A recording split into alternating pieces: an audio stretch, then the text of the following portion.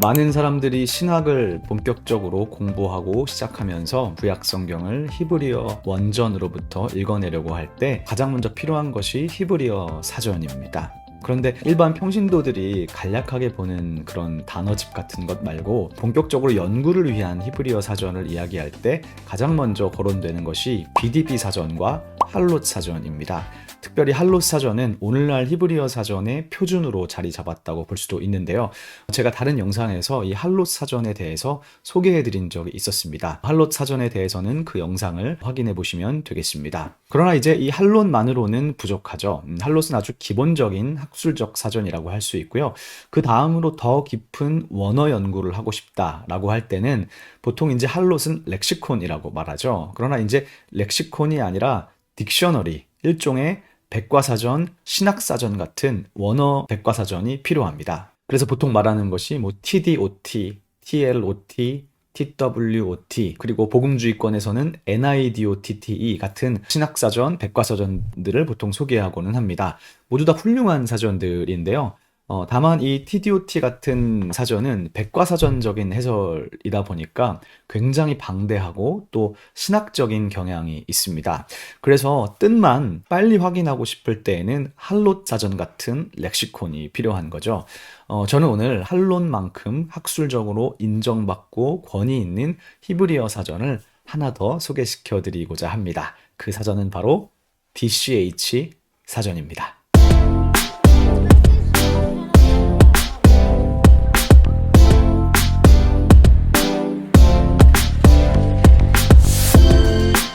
DCH 사전은 어떤 사전이냐라고 물어보면 일단 약자를 말씀드려야 될 것 같은데요. DCH는요, The Dictionary of Classical Hebrew의 약자입니다. 그래서 고전 히브리어 딕셔너리라는 거죠. 이 사전은 총 9권으로 되어 있는 굉장히 방대한 사전입니다. 실질적으로는 이제 8권이라고 말할 수 있고요. 9번째는 이제 단어 인덱스가 들어있다고 생각하시면 됩니다. 그러니까 8권짜리 굉장히 두껍고 큰 방대한 사전입니다. 자, 여기 화면에 보시면 제가 아마존 사이트에서 DCH 사전을 찾은 거고요. 이렇게 빨간색 표지로 아주 두꺼운 사전이라는 것을 알 수가 있습니다. 보통 가격대가 하드커버가 $147, 페이퍼백은 $75 이렇게 지금 나오고 있네요. 8권 정도를 산다고 하면 뭐 $600 정도는 금방 넘어가는 아주 비싼 히브리어 사전이라고 할 수 있습니다. 그래서 $600~700나 되는 어마어마한 돈을 지불하고 또 이렇게 8권이나 되는 큰 책, 두꺼운 책을 서재에다 갖다 놓고 빠르게 찾아보기에는 조금 쉽지 않은 면이 있죠. 그래서 예전에는 보통 신학교의 도서관에 가서 이거를 들춰봐야 했다면 요즘에는 로고스나 어코던스 같은 프로그램의 도움을 받아서 굉장히 쉽게 찾아볼 수가 있습니다. 그리고 상대적으로 로고스나 어코던스에서는 가격이 저렴한 편입니다. 로고스에서 이 DCH 사전을 찾아봤더니요, 여기 가격을 보시면 $349 정도 하네요. 아마 세일하게 되면 조금 더 할인이 되지 않을까 싶습니다. 그 다음에 어코던스도 보면요, 역시 가격은 $349입니다. 그러나 이제 워낙 두꺼우니까 컨사이즈, 축약형도 있습니다. 한 권짜리로 이 축약형 DCH 사전도 있어요. 가격은 $69 정도 하니까 세일할 때 사면 훨씬 더 저렴하게 구매할 수 있지 않을까 싶습니다. 그러면 이제 이 DCH 사전의 특징을 조금 소개해드리고 싶습니다. 이 DCH 사전은 1993년부터 2011년까지 거의 뭐 10년, 20년에 걸쳐서 출판된 히브리어 사전입니다. 이 DCH 사전의 특징에 대해서 이야기한다면 크게 두 가지 정도를 말씀드릴 수 있을 것 같아요. 제가 어코던스를 통해서 보여드리겠습니다. 이 DCH 사전의 앞부분의 인트로덕션 부분에 보면 이 사전의 특징에 대해서 이야기하고 있습니다. 특별히 두 가지의 핵심적인 특징을 이야기하고 있는데요. 첫 번째 특징은요, 이 사전에 들어있는 단어의 범위가 굉장히 넓다는 겁니다. 이 사전의 제목이 클래시컬 히브리어, 즉 고전 히브리어 사전이잖아요. AD 200년 이전의 시기를 이제 고전 히브리어로 분류합니다. 넓게 봤을 때 보통 그렇다는 겁니다. AD 200년 이후의 히브리어 문헌은 보통 유대 문헌, 미시나라는 문헌이 있어서 그 이후를 가리키는 거고요. 사실 이제 우리는 보통은 이제 미시나 문헌에는 별로 관심이 없잖아요. 우리는 구약 성경을 주로 연구하니까. 그래서 이 사전은 쉽게 말하면 미시나 히브리어 이전 히브리어의 모든 히브리어를 다 포함한다고 보시면 되겠습니다. 그래서 AD 200년 이전이라는 거잖아요. 그러니까 AD 200년 이전이라는 것은 이 사전이 소위 말해서 신구약 중간기의 히브리어 문헌, 뭐 다른 말로 하면 제2성전기라고 할 수 있겠죠. 이 제2성전기에 있는 모든 자료까지도 다 포함한다는 이야기입니다. 제2성전기라고 말한다면 예를 들어서 구약 성경의 사본 중에서 쿰란 사본이 있죠. 그런데 이 쿰란 사본은 구약 성경만 들어있는 것이 아니라 구약 성경 외에도 여러 다양한 히브리어, 그 당시에 기록된 히브리어 사본 자료들을 포함하고 있었습니다. 그래서 이 DCH 사전은 구약 성경에 있는 단어뿐만 아니라 그런 모든 단어를 다 보여주고요. 그 다음에 중요한 문헌 중에 벤 시락서라는 문헌이 있죠. 그리고 성경 외에도 BC 1세기에서 2세기에 있었던 비문들을 다 포함하는 사전이다 라고 말하면 되겠습니다. 이런 점은 DCH 사전이요. 할로 사전이나 뭐 TDOT, NIDOTT 같은 다른 사전들에서 다루지 않는 단어들도 또 범위들도 포함한다는 것이 특징입니다. 한마디로 말해서 미시나 이전 히브리어에서는 없는 단어가 없다는 것으로 봐도 무방할 것 같습니다.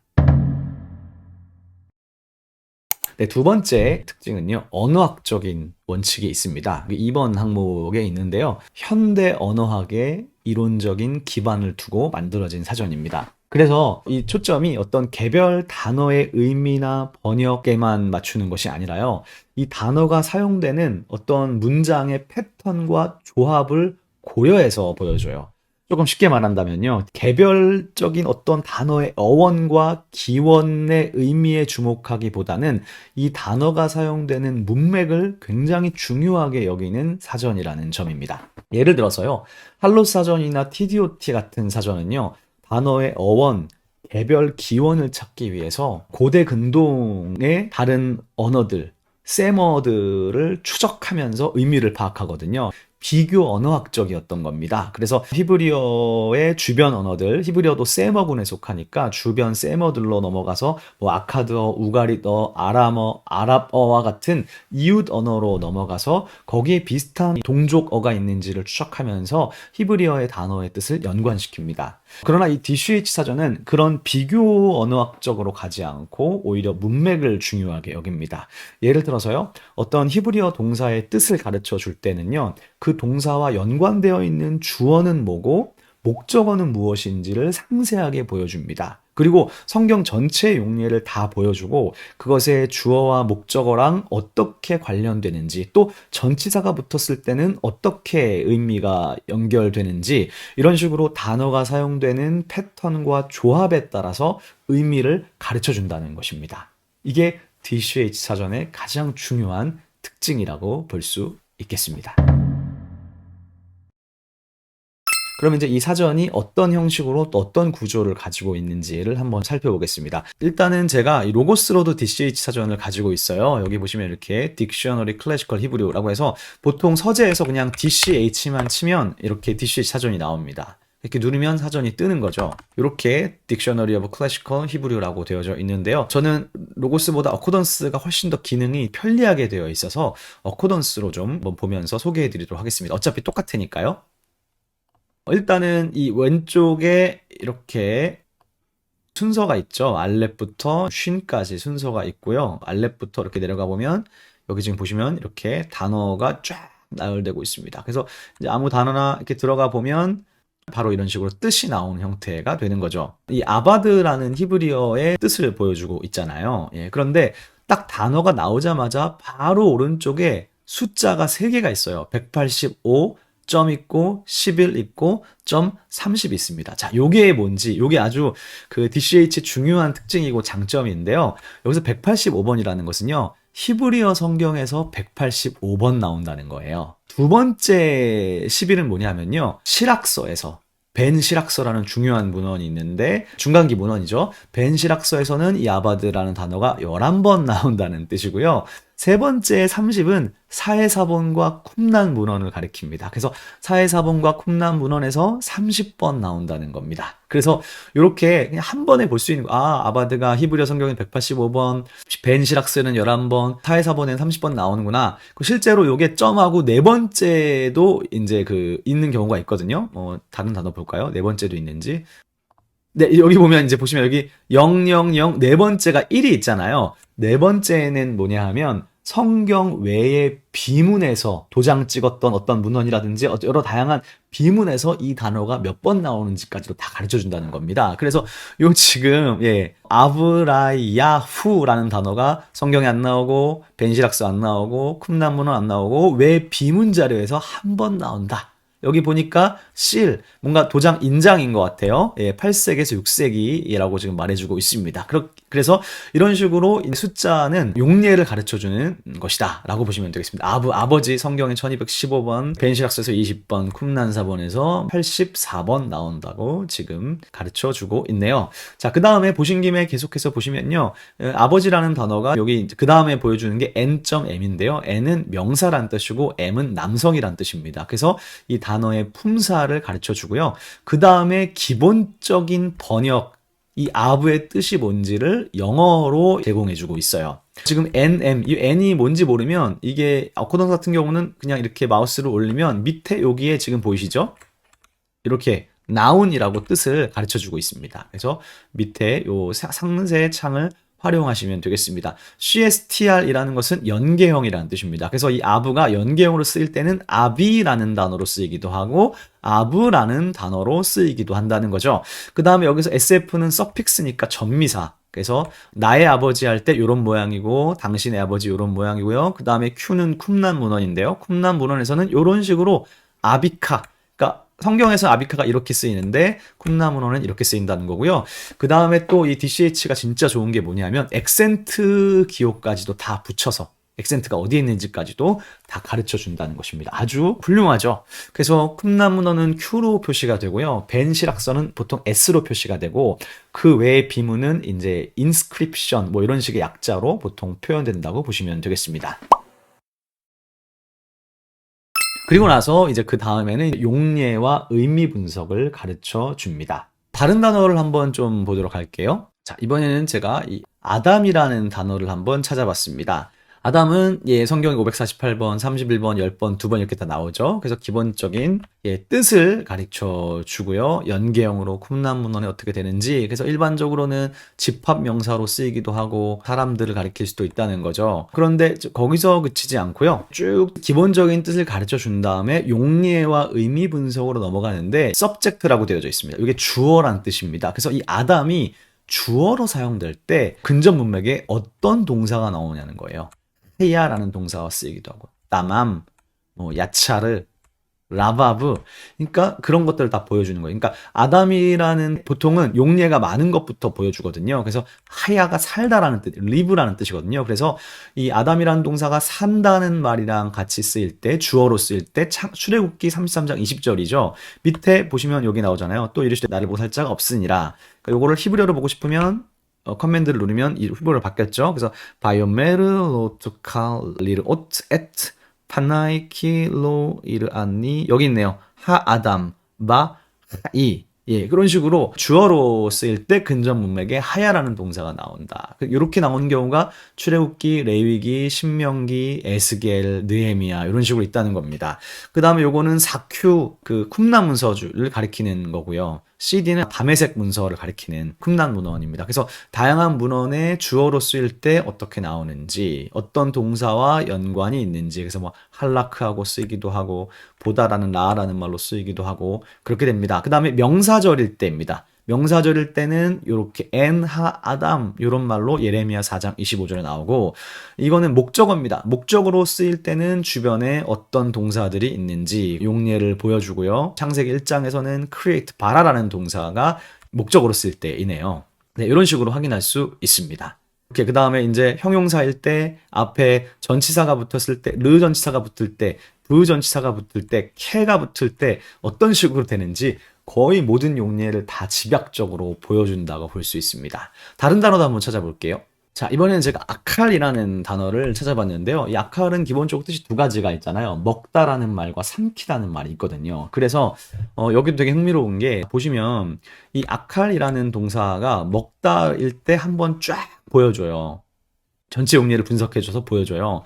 그 다음에 그게 지나가면 엄청 길죠. 두 번째, 삼키다, 파괴하다라는 의미로 사용될 때 또 용례들을 보여줍니다. 예를 들면 삼키다, 파괴할 때는 보통 불탄다는 의미가 많이 나오니까 이런 식으로 쭉 보여준다는 겁니다. 의미가 두 개가 있을 때 그 의미를 분리해서 문맥을 조사해서 보여준다라고 보시면 되겠습니다. 그 다음에 먹다라고 할 때 이제 콜로케이션, 그러니까 이 먹다라는 말이 마시다라는 말과 함께 나오는 경우들, 그럴 때 함께 쓰일 때는 어떤 본문이 있느냐, 이런 식으로 잘 보여주는 장점이 있습니다. 그래서 단어의 의미와 용례를 철저히 문맥에 따라 조사해 주기 때문에 단어에 대한 깊은 연구가 가능하죠.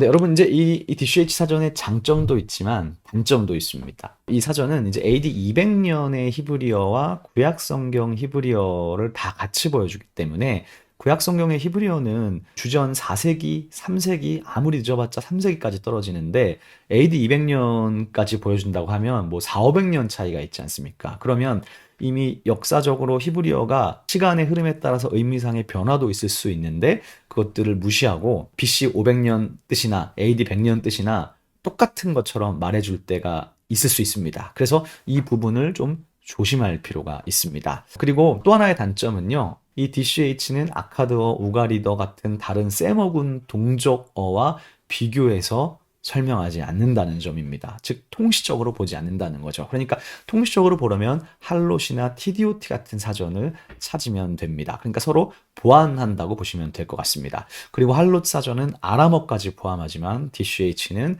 성경에 있는 아람어는 다루지 않는다는 단점이 있겠습니다.